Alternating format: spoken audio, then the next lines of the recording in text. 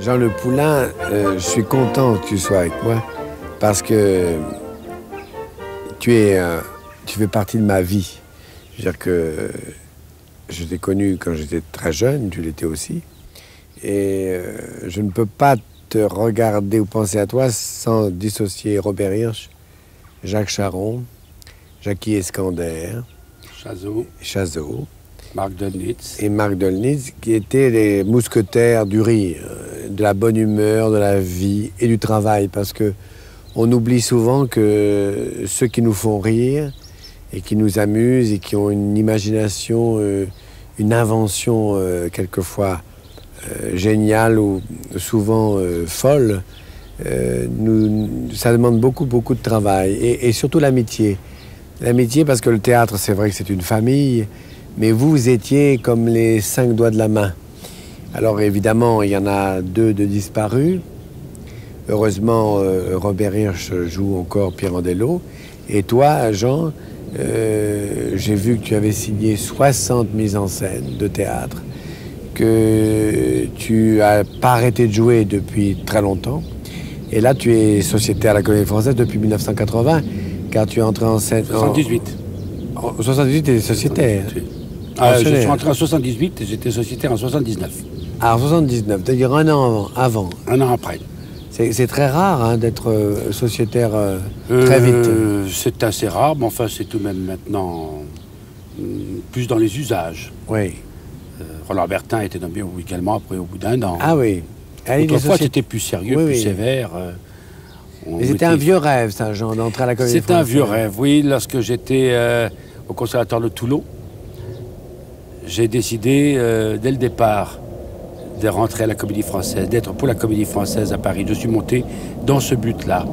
J'ai fait mes études, j'ai eu mon premier prix et on n'a pas voulu de moi. Ça a été une grosse déception, je crois que c'est une des plus grandes de ma vie, de ma carrière.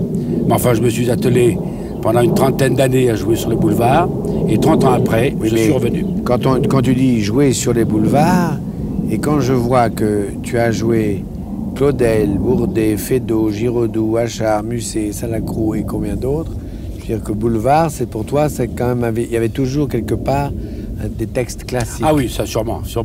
J'ai beaucoup de monté de grands spectacles, de Supervielle, la Audiberti, la Aubrode notamment, Claudel, Tage et le Pain dur, enfin je ne vais pas citer tous, mais c'était du théâtre de langue, du verbe.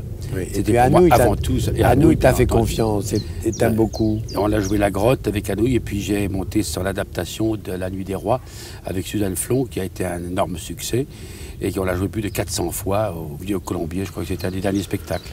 Mais quelquefois on reproche au théâtre français, je parle d'actuel, d'ailleurs on va en parler avec Jean-Pierre Vincent qui va venir nous voir, on dit bon, est-ce que dans un théâtre qui est un théâtre de tradition, où on doit respecter les textes classiques, où on doit protéger le patrimoine de la littérature qui est très important.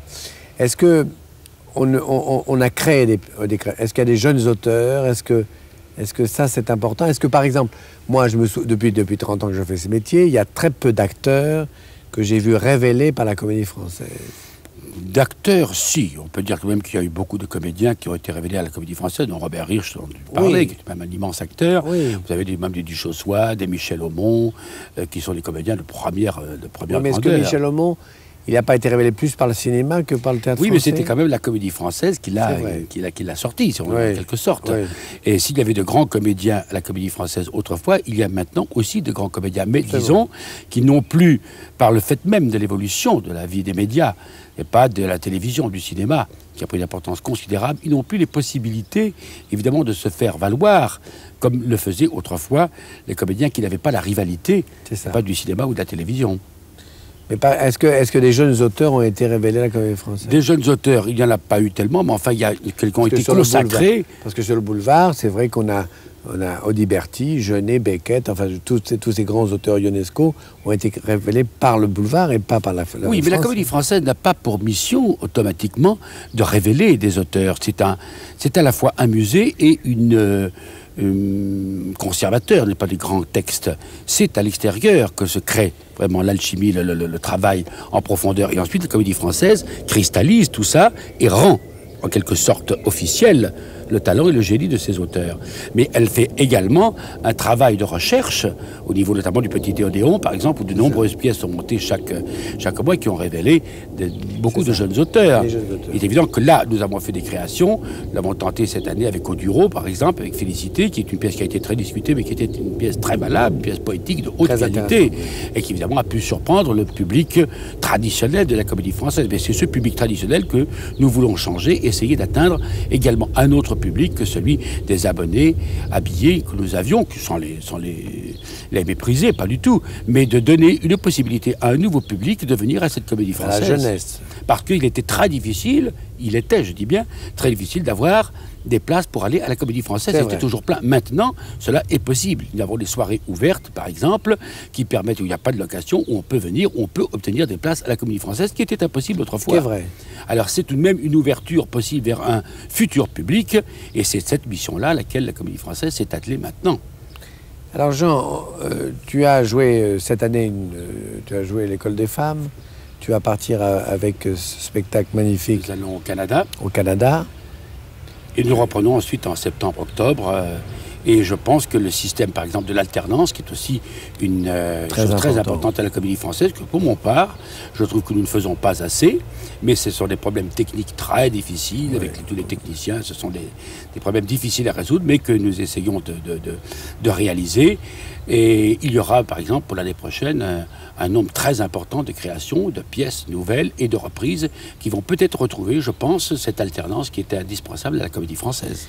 J'ai vu aussi que FR3, puisque nous sommes sur FR3, avait passé un contrat avec la Gaumont pour filmer tous les spectacles de la comédie française de Molière. Oui. Et ça, je trouve que, comme l'a fait en Angleterre la BBC avec Shakespeare, vous alliez le faire, vous, avec la comédie française. Je crois que ça, c'est une initiative de Moati, qui fait un superbe travail avec Jean-Pierre Vincent, qui vont pouvoir justement présenter les 30, non pas les 32 pièces de Molière telles qu'elles ont été annoncées, mais les 33, puisque c'est 33 pièces que Molière a écrites, et que par conséquent, tous ces spectacles-là vont pouvoir voir en quelque sorte une transmission de tout le théâtre classique de Molière qui va pouvoir être amené, n'est pas au grand public, pour ceux qui ne pourront pas venir à la comédie française, car il ne faut pas penser que la comédie française est uniquement faite pour Paris. Ça a été aussi son problème et son drame.